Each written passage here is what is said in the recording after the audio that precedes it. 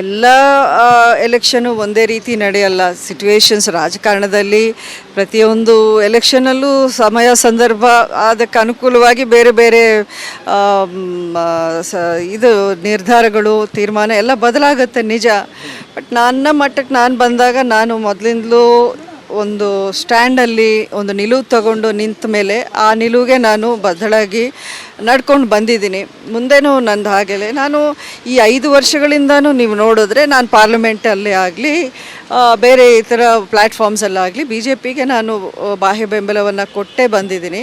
ಅದನ್ನು ಅಧಿಕೃತವಾಗಿ ಕಳೆದ ವರ್ಷ ಅಸೆಂಬ್ಲಿ ಎಲೆಕ್ಷನ್ ಟೈಮಲ್ಲಿ ಲೆಟರ್ ಆಫ್ ಸಪೋರ್ಟನ್ನು ಕೊಟ್ಟಿದ್ದಾಯಿತು.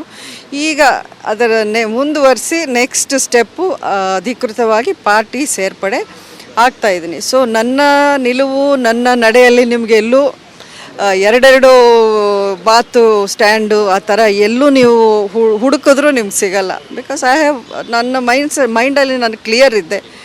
ನನಗೆ ಅವರ ಬಿ ಜೆ ಪಿ ಸಿದ್ಧಾಂತಗಳಿರಲಿ ಐಡಿಯಾಲಜೀಸ್ ನನ್ನ ಅನಿಸಿಕೆಗಳಿಗೆ ಅದು ತುಂಬ ಹತ್ತಿರವಾದದ್ದು ಅಂತ ನನಗನ್ಸುತ್ತೆ. ಅಷ್ಟೇ ಅಲ್ಲ, ನಮ್ಮ ದೇಶ ಈ 10 ವರ್ಷಗಳ ಒಂದು ಇದನ್ನು ನೋಡಿಕೊಂಡ್ರೆ ರೆಕಾರ್ಡ್ನ ನೋಡಿಕೊಂಡ್ರೆ ಇಟ್ ಇಸ್ ಟ್ರೆಮೆಂಡಸ್ ಪ್ರೋಗ್ರೆಸ್ ಆಗಿದೆ, ಡೆವಲಪ್ಮೆಂಟ್ಸ್ ಆಗ್ತಾಯಿದೆ. ಒಂದು ಕೆಲಸ ಎಲ್ಲರೂ ಒಂದು ಶಿಸ್ತಿನಿಂದ ಮಾಡುವಂಥ ಒಂದು ಪಾರ್ಟಿ ಆಗಿದೆ. ಸೊ ಹಾಗಾಗಿ ನಾನು ಆ ಪಕ್ಷದಲ್ಲಿ ಸೇರಿಕೊಂಡ್ರೆ ಒಳ್ಳೆಯ ಒಂದು ಏನಾದರೂ ನಾನು ಕಂಟ್ರಿಬ್ಯೂಟ್ ಮಾಡ್ಬೋದು ಸಮಾಜಕ್ಕೆ ಅಂತ ನಾನು ಅಂದ್ಕೊಂಡಿದ್ದೀನಿ. ಈಗ ನಿರೀಕ್ಷೆಗಳಿದೆ ಮೇಡಮ್, ಪಕ್ಷ ಸೇರ್ತಿದೆ, ಅಧಿಕೃತವಾಗಿ ಪಕ್ಷ ಸೇರ್ಪಡೆ ಆಗ್ತಿದ್ದೀರಾ, ಈಗ ಎಂ ಪಿ ಆಗಿರ್ಬೋದು, ಈಗ ಎಂ ಪಿ ಟಿಕೆಟ್ ಇಲ್ಲ, ಏನು ನಿರೀಕ್ಷೆ ಇದೆ ಬಿ ಜೆ ಪಿ ಪಾರ್ಟಿಯಲ್ಲಿ? ನೀವು ಸ್ಥಾನಮಾನಗಳೇನಾದ್ರು ಕೇಳಿದ್ದೀರಾ? ಸ್ಥಾನಮಾನನೇ ನಿರೀಕ್ಷೆ ಅಂದ್ಕೊಂಡಿದ್ರೆ ನಾನು ಹೇಳ್ದಂಗೆ ಬೇರೆ ಅವಕಾಶ ನಾನು ತಗೋಬೋದಾಗಿತ್ತಲ್ಲ. ಬೇರೆ ಕಡೆಯಿಂದ ಕಂಟೆಸ್ಟ್ ಮಾಡುವಂಥ ಅವಕಾಶ ಪಕ್ಷದಿಂದನೇ ಆಫರ್ ಇದ್ದಾಗ ನಾನು ಬೇಡ ಅಂದವಳು. ಸೊ ನಾನು ಸ್ಥಾನಮಾನ ನಿರೀಕ್ಷೆ ಇಟ್ಕೊಂಡು ಯಾವುದನ್ನು ನಾನು ಹೆಜ್ಜೆ ಹಾಕಲ್ಲ. ನನ್ನದೇ ಬೇರೆ ಯೋಚನೆ ಇರುತ್ತೆ, ಅದರಂತೆ ನಾನು ನಡ್ಕೊತೀನಿ. ಈಗ ನೀವು 2019 ಜನರು ನಿಮಗೆ ಹೈಕಮಾಂಡ್ ನಿಮ್ಮ ಅಭಿಮಾನಿಗಳ ಹೈಕಮಾಂಡ್ ಇವಾಗ ಏನಾಗ್ತಿದೆ ಅಂತ ಹೇಳಿದ್ರೆ, ಇವಾಗ 2 ಹೈಕಮಾಂಡ್ ಜೊತೆ ನೀವು ಸಪೋರ್ಟ್ ಮಾಡ್ತಾ ಇದ್ದೀರಾ. ಅವ್ರು ಏನೇ ಜವಾಬ್ದಾರಿ ಕೊಟ್ಟರು ಹೈಕಮಾಂಡ್ ನೀವು ನಿಭಾಯಿಸ್ತೀರಾ? ಅಲ್ಲ, ಖಂಡಿತ.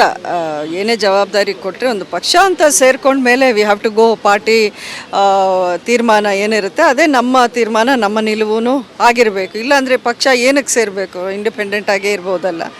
ಸೊ ಹಾಗಾಗಿ ಅದರಲ್ಲೇನು ಎರಡನೇ ಮಾತಿಲ್ಲ. ಉಳಿದಿದ್ದು ಪಕ್ಷದಲ್ಲೂ ಒಂದು ಡೆಮೊಕ್ರೆಟಿಕ್ ವೇ ಇರುತ್ತೆ. ಒಂದಷ್ಟು ಡಿಸ್ಕಷನ್ಸ್ ಮಾಡಿ ಒಂದು ಫೈನಲ್ ಕನ್ಕ್ಲೂಷನ್ ಬರುವಂಥ ಕೆಲವೊಂದು ನಿರ್ಧಾರಗಳಿರ್ಬೋದು. ಅದನ್ನು ನೋಡಬೇಕು ಯಾವ ರೀತಿ ಮಾಡೋದು.